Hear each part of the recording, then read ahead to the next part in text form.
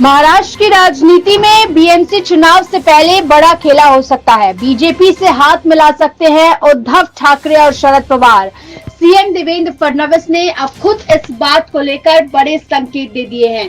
महाराष्ट्र की राजनीति से बड़ी खबर सामने आ रही है। महाराष्ट्र के सीएम देवेंद्र फडणवीस ने शरद पवार के बयान पर प्रतिक्रिया दी है। देवेंद्र फडणवीस ने कहा है कि शरद पवार चाणक्य है। उन्हें यह एहसास हो गया होगा कि 2024 के लोकसभा चुनावों में एनडीए द्वारा प्रचारित फर्जी भाषण विधानसभा चुनावों में विफल हो गया।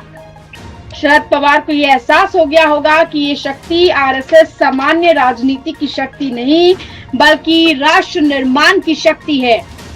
शरद पवार गुट और अजीत पवार गुट के करीब आने या फिर से एक साथ आने की संभावना पर देवेंद्र फडणवीस ने बड़ा बयान दिया है। उन्होंने कहा है कि मैं आपको बताता हूं, आपने 2019 के बाद से मेरे बयान सुने होंगे।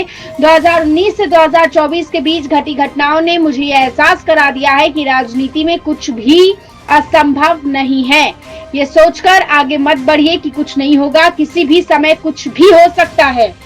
फडणवीस ने आगे कहा है कि उद्धव ठाकरे वहां जा सकते हैं, अजीत पवार यहां आए, राजनीति में कुछ भी हो सकता है। हम दृढ़ता से कहते हैं कि ऐसा नहीं होगा, लेकिन हमें ये ध्यान रखना चाहिए कि इसकी कोई गारंटी नहीं है।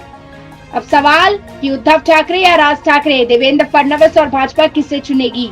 10 जनवरी को नागपुर में जिव्हाला पुरस्कार वितरण समारोह में देवेंद्र फडणवीस से पूछा गया था कि इस बार वे राज ठाकरे को चुनेंगे या उद्धव ठाकरे को, एकनाथ शिंदे या अजीत पवार। वहीं नरेंद्र मोदी और अमित शाह में से किसी एक को चुनने के सवाल पर देवेंद्र फडणवीस के जवाबों की हर जगह चर्चा हो रही है। देवेंद्र फडणवीस ने कहा कि राजनीति में कुछ भी निश्चित नहीं है। उद्धव ठाकरे पहले मित्र थे, फिर राज ठाकरे मेरे मित्र बन गए हैं। अब राज ठाकरे मित्र है और उद्धव ठाकरे शत्रु नहीं है। शिंदे या पवार, किस पर भरोसा है, इस पर उन्होंने कहा कि अगर आप मुझसे पूछे तो एकनाथ शिंदे और अजीत पवार दोनों नेताओं के साथ मेरे बहुत करीबी संबंध है। इन दोनों का अलग अलग लोगों के साथ अलग अलग तालमेल हो सकता है।